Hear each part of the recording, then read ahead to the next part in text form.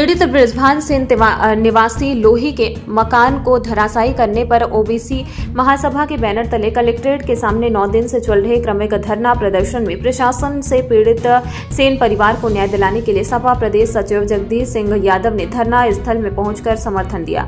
सपा नेता जगदीश सिंह यादव ने कहा कि इस कड़ाके के ठंड में एक चींटी का घर नहीं गिराया जाता, यहाँ पूरे भरे परिवार का आशियाना उजाड़ दिया गया, तो ये परिवार कहाँ जाए। पूरा पीडीए इनके साथ है और दोषी अधिकारियों पर कार्रवाई हो, इनको न्याय मिले। इसके समर्थन में समाजवादी पार्टी के सभी पदाधिकारी आए हैं। पीड़ित परिवार ने बताया कि भूमाफिया वरुण मिश्रा, सबलू मिश्रा एवं दोषी भ्रष्ट पटवारी के मिलीभगत से बिना किसी आदेश के मेरे 12 कमरों का मकान धराशायी कर दिया गया, जिस कारण घर में रखा घर का सारा सामान दब गया और अब मेरा पूरा परिवार पन्नी तान कर रह रहा है तथा मैं यहाँ 5 जनवरी 2025 से कलेक्ट्रेट के सामने बैठा हूँ।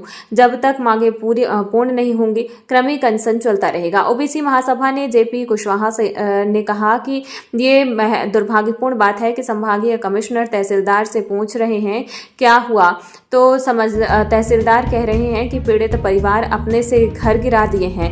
उस दौरान पटवारी वहां नहीं थे जो गलत जानकारी दे रहे हैं। इसकी जांच कर ऐसे दो अधिकारी पर भी कार्रवाई हो। हम आए हुए हैं सर, ये क्या पूरा मामला है?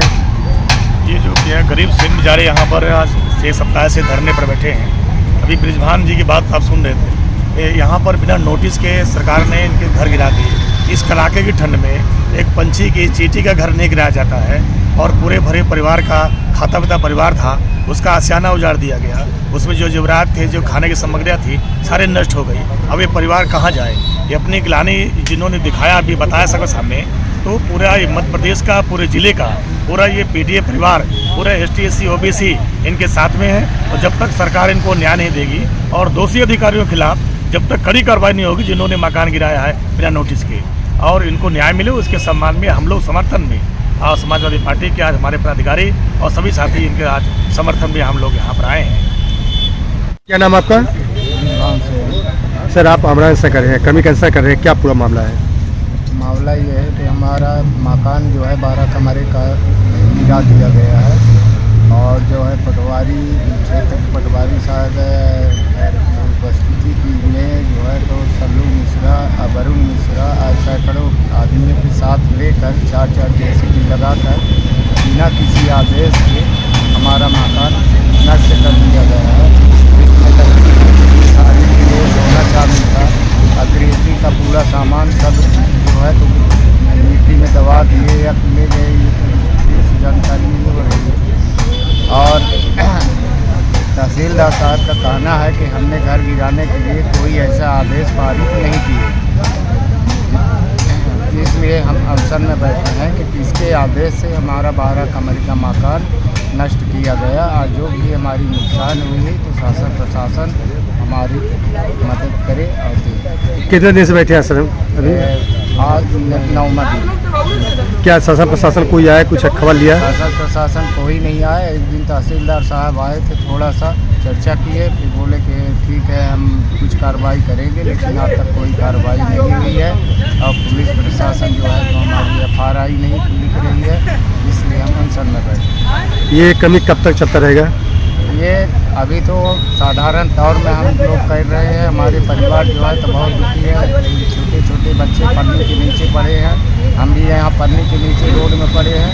शासन अगर सुनवाई नहीं करती है तो हम विवश होकर ऐसी घटना चाहते नहीं हैं अंजाम करने के लिए, लेकिन बहुत दुखी है, बहुत क्रोधी है, इसलिए हम कोशिश कर रहे हैं अब आत्महत्या प्लान बस कर लें।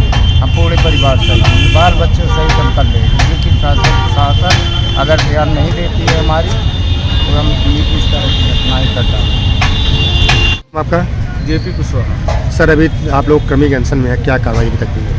आज हम लोग रीवा में रैली में थे, जितने हमारे साथी थे सब लोगों ने रीवा भ्रमण किया और पर्चे के माध्यम से जनता को अवगत कराया कि भाई हमारे साथ ये समस्या हो रही है। इसके साथ ही आज पूर्व विधायक डॉक्टर IMP वर्मा भी थे और उनके साथ हम लोग आज संभागीय कमिश्नर से बात करें। तो बहुत दुर्भाग्यपूर्ण है कि जब संभागीय कमिश्नर पूछ रहे हैं तहसीलदार से कि क्या घटना हुई, तो उनके द्वारा ये जवाब दिया जा रहा है कि पीड़ित परिवार ने अपने से घर गिरा लिया। और जब ये कह रहे हैं पटवारी वहाँ क्या कर रहे थे, बोले पटवारी वहाँ नहीं थे। इस तरह का जो गलत सूचना है वो उच्च अधिकारियों को पहुँचाई जा रही है। तो ये तो जो तहसीलदार लोग ये सूचना पहुँचा रहे हैं इस तरह की गलत जानकारी, अब तो उनके ऊपर भी कार्रवाई होनी चाहिए कि ये आम जनता के लिए इस तरह की कार्रवाई करेंगे। गलत जानकारी उच्च अधिकारी तो पहुँचा रहे हैं, इसके कारण से कोई कार्रवाई नहीं हो रही।